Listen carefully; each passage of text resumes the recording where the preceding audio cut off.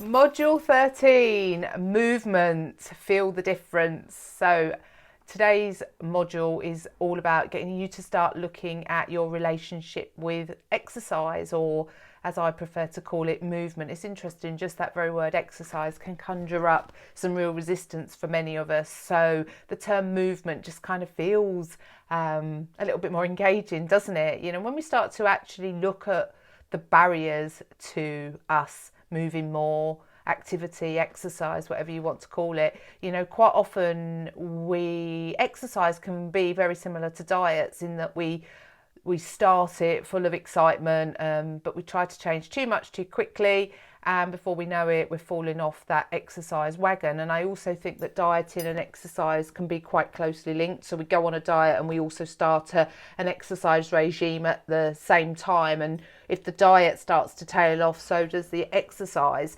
When we actually start to look at our experiences of exercise, and certainly the barriers to exercise, which is something we're going to work on in this module, many of us might have had some quite shaming or quite challenging experiences when it comes to exercising, whether that's from overdoing it and being in quite a lot of pain the following day, or being in the gym and someone saying something, or just that whole fear that we create about going into an exercise environment. So all of that stuff all starts to create a story about how we relate to exercise. So this module is all about starting to look at exercise or movement from a different perspective, because movement is one of the four pillars of the Finding Food Freedom Club.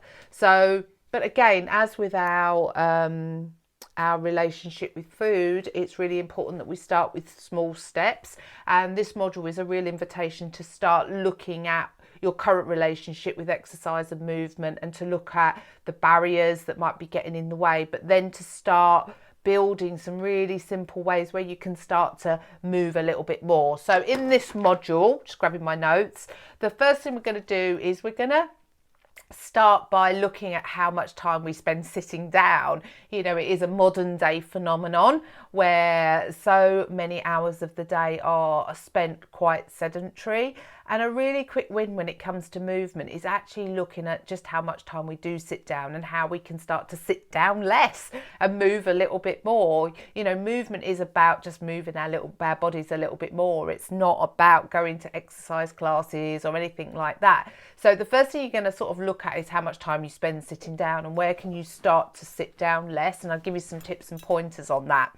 The second thing we're going to start looking at is pleasurable activities. We're going to look at physical activities that you could do, bearing in mind your current levels of fitness and your current ability in terms of mobility and stuff like that, and start to think about activities that you could get involved in that are going to get you moving a little bit more, that are going to be pleasurable and enjoyable. Because if it's not pleasurable and enjoyable, guess what? We're not going to do it.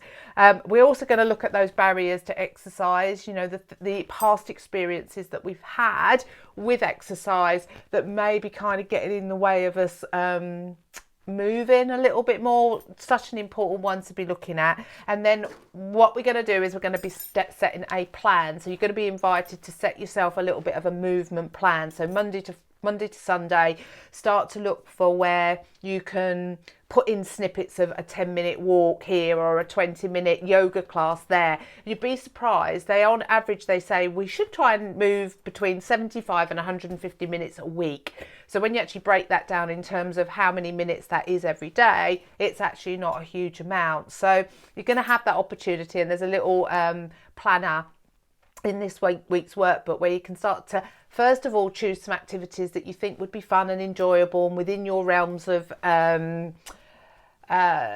capacity to do it, and then start to build them into your daily plan. Or maybe you'll have a day where you don't do it. So starting to look at how you can start getting a bit more bit more movement into your life on a day-to-day basis, because the benefits of moving more are huge, you know, and whether that's indoor or outdoor, you'll get a chance to explore all of that stuff. So movement and getting out into nature, you know, from a self-care perspective is huge.